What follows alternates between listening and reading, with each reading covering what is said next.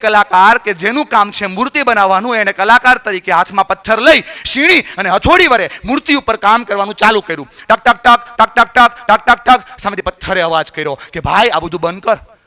પેલો મૂર્તિકાર કે ભાઈ તું ખાણનો પથ્થર છે, તને હું બહાર લાવ્યો છું, તારા પર કામ કરીશ, તું બનીશ, તારી વેલ્યુ વધશે. બોલે માર નથી વધારવી. બસ ભાઈ રવા દે. પથ્થરને સાઈડ પર મૂકી બીજા પથ્થર પર કામ શરૂ કર્યું. ટક ટક ટક ટક ટક ટક ટક ટક ટક. પેલા મૂર્તિકારને મનમાં સવાલ થયો કે આ પથ્થરને દુખાવો થતો નહીં હોય.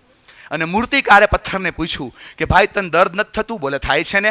ભાઈ તને દુખાવો નથી થતો? બોલે થાય છે ને. બોલે તારા માટે આ પ્રતિકૂળતા નથી? બોલે છે ને. બોલે તને આનાથી તકલીફ પડતી નથી? બોલે પડે છે ને. તો શું કામ સહન કરે છે? એ પથ્થરે જવાબ આપ્યો કે હું જાણું છું કે હું મૂર્તિકારની હાથમાં છું, હું યોગ્ય હાથમાં છું. મુદ્દાઓ નોટ કરજો. હું યોગ્ય હાથમાં છું. હું જાણું છું મારા પર જે કામ કરે છે અનુભવી છે.